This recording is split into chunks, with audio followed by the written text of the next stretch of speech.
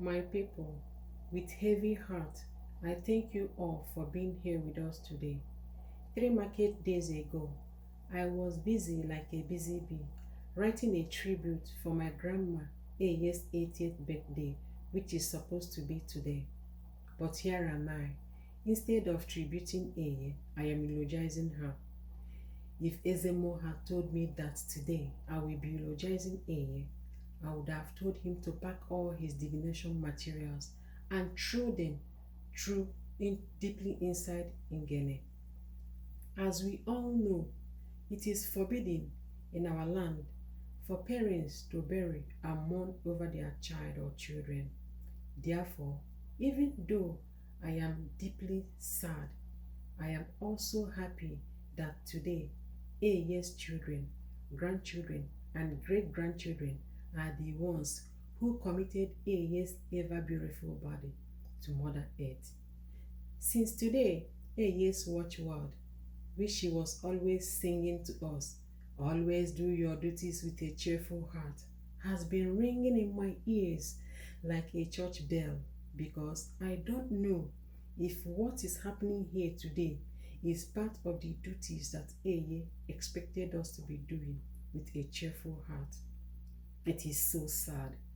It is so sad that we have lost a lioness who was so determined that she would never leave any work unfinished. I remember when I was 10 years old. It was in the dry season. I and my two lovely little sisters, Kenechi and Nedechi, were spending our New Year festival holidays with Eye. 3 days to Eke Market Day. I woke up around 7 in the morning. To my greatest surprise, I found out that Eye had gone to Vaka Valley 2 good times to bring home 2 heaps of heavy oral clay for her portraits. She didn't stop there. In the hot afternoon of that same day, I was taking a nap. Like in a dream, I was hearing this smooth, soft, sweet voice sneaking inside the room through the wooden windows. I jumped up like a guard dog that saw a stranger and started tracing this melodious voice through the hot common compound to the cool backyard where I saw Eye singing for Kenechi and Nebechi as they were happily watching her molding her portraits. My heart is bleeding because it is so sad that I will never ever physically listen to that voice again. Then on Nkwo Day, Eye went to her farmland, her only farmland in Enugu, where she harvested and brought home farm produce and some vegetables, which she sold at Eke Market the next day, together with her carefully molded, beautiful portable portraits. It is so sad, so painful, and very heavy for my heart to bear the loss of a beautiful heart. A heart who derived joy in giving instead of receiving. I remember when I was 12 years old. It was in the rainy season.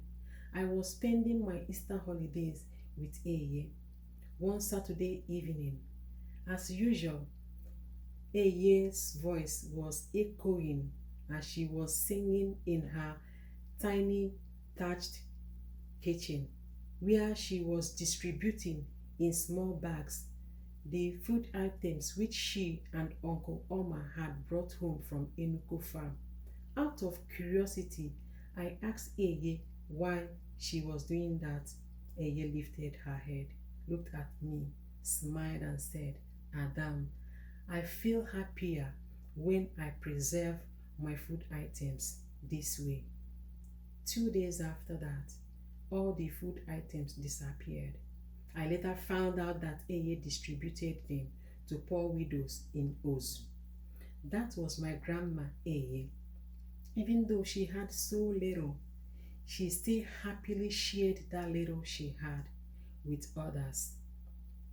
Our people say that a visitor must definitely go back home, and that When the mother goat masticates, her kid watches her mouth.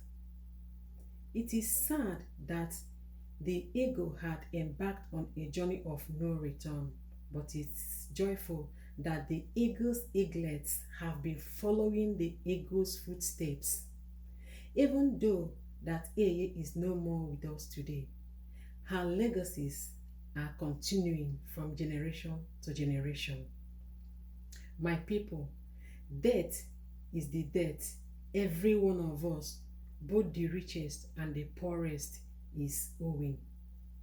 I am happy that today, even though Eeye is no more with us, that she is happier because she has paid all her debts.